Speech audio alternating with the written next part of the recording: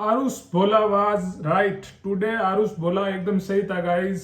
Rise and fall के तीसरे episode के टास्क के ऊपर डिकोड करते हैं इस टास्क को।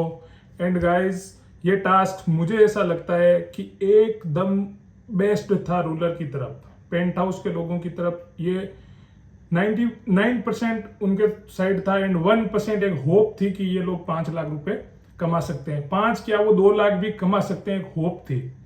इम्पॉसिबल था कि आप एक ठंडे पानी में जाओ, एक क्लिप निकालो, फिर एक बर्फ की सिल्ली को फोड़ो एंड फिर उस नींबू को काटो एंड फिर वो बर्फ के अंदर के नींबू को आप मुंह से निचोड़ के एक ग्लास भरो। 10 ग्लास 1 घंटे में भरना इम्पॉसिबल है। जो ये रूलर्स इतना बोल रहे हैं उनको भी नीचे भेज दो आप, और आपको पता चल जाएगा कि ये कितना पॉसिबल है। ये जो आदित्य नारायण बोल रहा है, भाई अभी तक गाने गाए ऐसे टास्क और स्पोर्टमैनशिप आप बोल रहे हो ना, मुझे नीचे भेजो मुझे नीचे भेजो।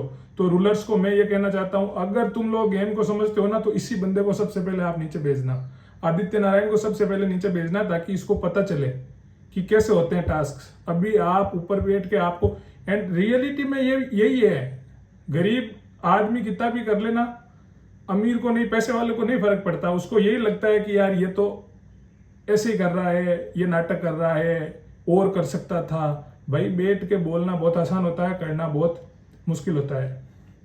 संगीता फोगाट के लिए आई एम क्लैपिंग। आपने बहुत ही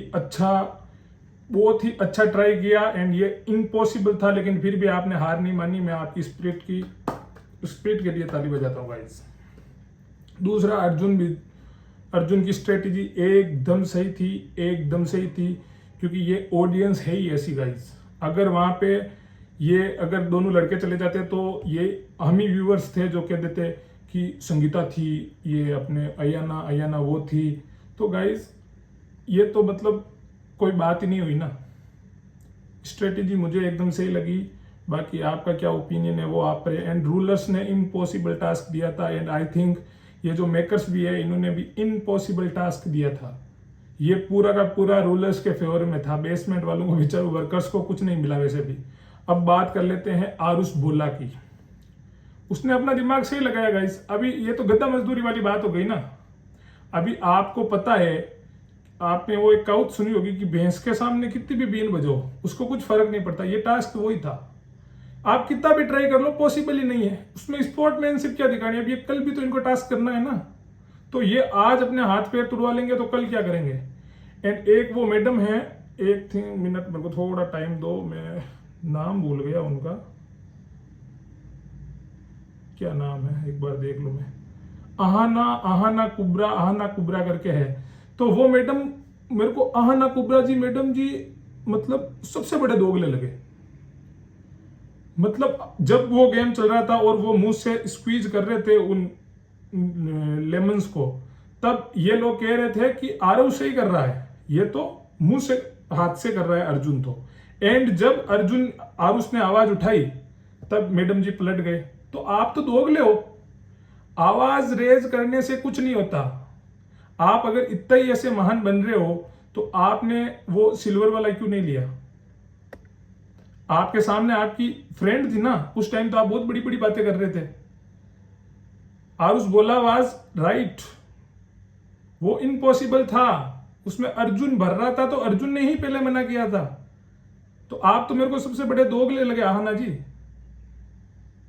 तो ये तो पूरा टास्क ही एक तरह से रूलर्स की तरफ गाइस बेस्ड था।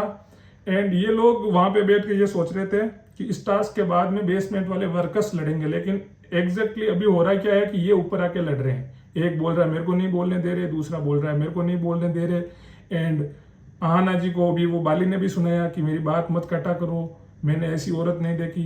एंड आई थिंक मुझे भी इसमें रियलाइज हो गया, कल तक आप जो एक हंसी दिखा रहे थे वो फेक दिखा रहे थे, आप एक फेक साउंड कर रहे थे। एंड अब आपकी आई थिंक रियल पर्सनैलिटी बाहर आ रही है। तो मुझे लगता है अगर सबसे पहले किसी को नीचे भेजना चाहिए तो एक आदित्य नारायण एंड एक ये आहाना जी। अब नाम मेरे को पता नहीं, आहाना जी या कुब्रा कुछ ऐसा ही नाम है इनका।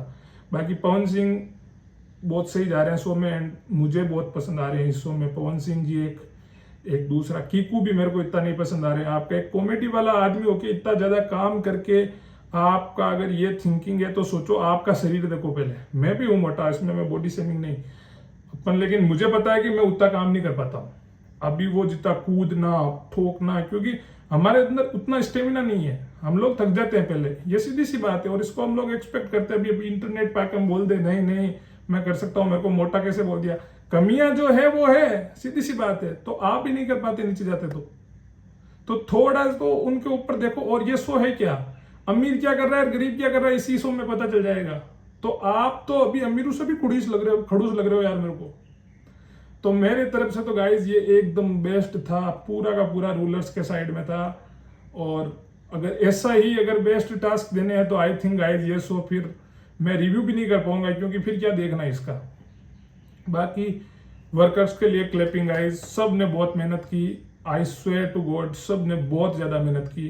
एंड टास्क थोड़ा ये मैं मेकर्स को कहना चाहूँगा, ऐसा टास्क दो जिसमें व्यूअर्स को भी लगे कि हाँ ये पॉसिबल है।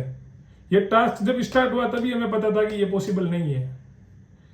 बाकी तो चल रहा है। आदित्य नारायण जी मेरे को तो बिल्कुल पसंद नहीं है, एंड ये आहाना कुबरा जी पसंद नहीं है, और धनसिरी का भी मेरे को पॉइंट आज अच्छा लगा, वैलिड लगा। एक अरबाज थोड़ा पड़पड़ा रहा, लेकिन वो गेम से ही खेल रहा है। बाकी आपका क्या ओपिनियन है मेरे को कमेंट करके ज़रूर बताना गाइज। आपका एक कमेंट मेरे को बहुत ज़्यादा मोटिवेट करता है, तो कर दो कमेंट जल्दी जल्दी, कौन पसंद है आपको।